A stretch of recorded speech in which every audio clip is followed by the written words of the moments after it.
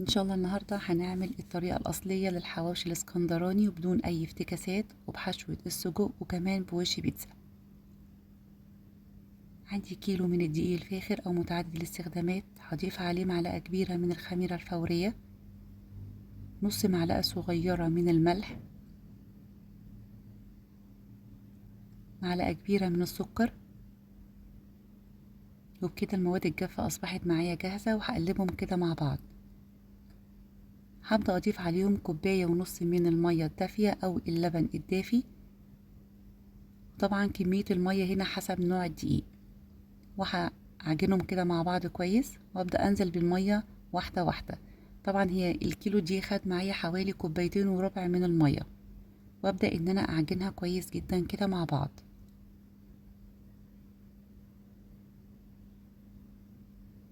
بالشكل دوت.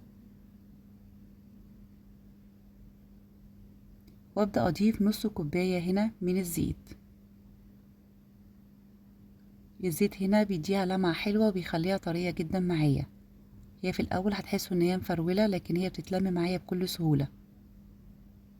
واشكلها كويس قوي كده لغاية لما اتكونت معايا عجينة كده طرية جدا.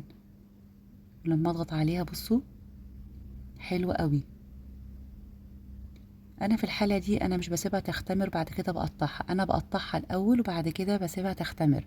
بجيب صينية فيها رشة كده من الدقيق وبشكلها كده على شكل رول وابدأ ان انا اقطعها. طبعا التقطيع الحجم اللي انت عايزة تقطعيه قطعيه. انا هقطعها هنا حجم وسط شوية علشان هعمل طبقتين من العجين الحواوشي كده. هحط طبقتين فوق بعض، لو انت عايزاها نص او عايزاها واحدة صغيرة حسب التقطيع اللي انت عايزاها. بكورها كده بالشكل دوت واخليها كلها متساوية مع بعض.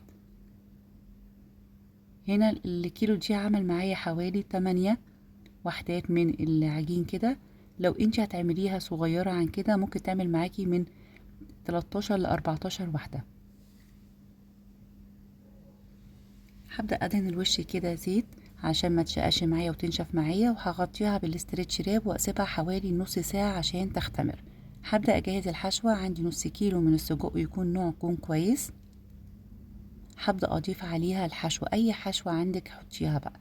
انا عندي هنا طماطم هنا انا شايلة القلب بتاعها، وعندي فلفل رومي حار، وعندي فلفل رومي اخضر، وعندي بصلة كبيرة مقطعة بدون مية، يعني انا عصر المية بتاعتها كويس جدا. طبعا الحشوة هنا ما فيهاش اي مية علشان ما تبوظليش الحواوشي اثناء التسوية، ما ينزلش ميته ويبدأ يلزق معايا في الصينية. خلي بالنا كويس جدا.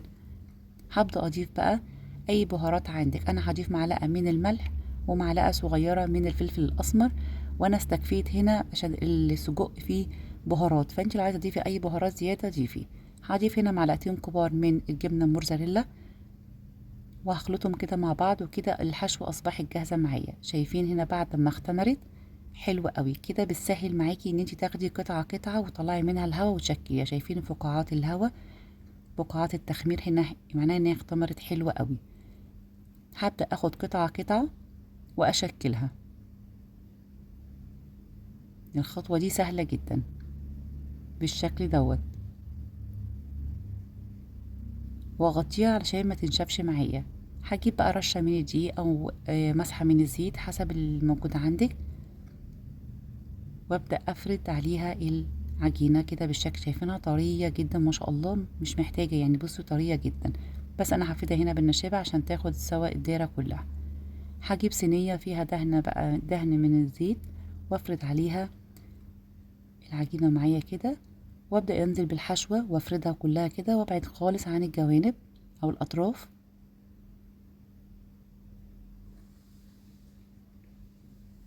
وابدأ انزل عليها باي جبنة موتزاريلا، جبنة رومي عايزة تضيفي او على حسب ما انت عايزة.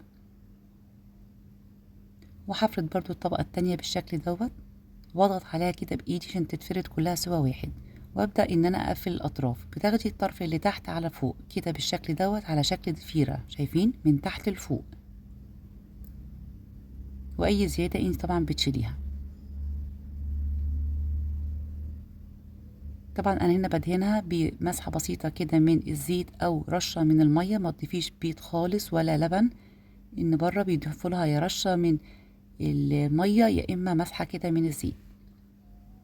وعندي هنا حبة البركة، وعندي السمسم. طبعا دي الطريقة المعتادة، بديها رشة كده.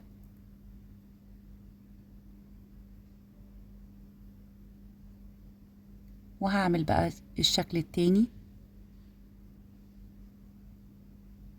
نفس اللي انا عملته هعمله برضو في الشكل التاني كده بالشكل دوت.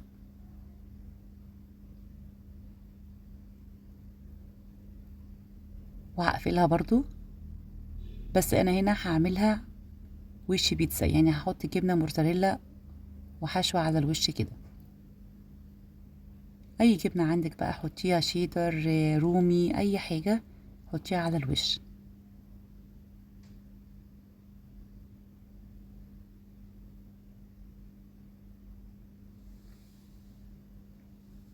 هضيف بقى الفلفل والطماطم، طبعا زي ما انا قلت لكم شايله القلب بتاعها. حاولوا بقدر الامكان يكون الحشوه ما فيهاش اي ميه او اي سوائل عشان ما تبوظش معايا اثناء التسويه. وكده اصبحت الطريقتين معايا جاهزين، وش سمسم وحبة البركة، والوش التاني وش بيتزا. هكون مولعة الفرن او مسخنة الفرن على درجة حرارة 200، بتاخد معايا حوالي ربع ساعة طبعا حسب تسوية كل فرن. واول ما بتطلع معايا بالشكل الجميل اللي شايفينه ده، هبدأ ان انا اقطعها. طبعا هي لسه سخنة.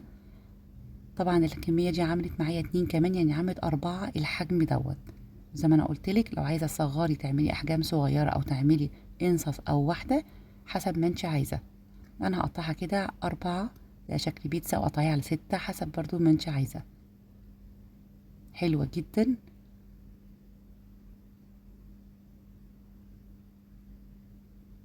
شايفين شكلها وتسويتها حلوة قوي. بصوا من جوه، طبعا عايزة ترفعي عن كده رفعي، عايزة يعني كده حلوة جدا. يعني انا بحب الفضل الحجم ده. بصوا طرية جدا. ولو عجبكم الفيديو ما تنسوش الاشتراك في القناة وتفعيل الجرس علشان يوصلكوا كل جديد. بدقيق ومية وزيت عملنا احلى حواوشي اصلي بدون اي افتكاسات، ما ضفناش ولا سمنة ولا زبدة ولا لبن بودر ولا زبادي ولا اي حاجة. جربوها هتعجبكم قوي قوي. جميلة جدا، في نفس الوقت طرية ومقرمشة، حلوة قوي. وطريقة تسوية بصوا من بره ومن جوه جميلة. جربوها هتعجبكم، وبالهنا والشفا.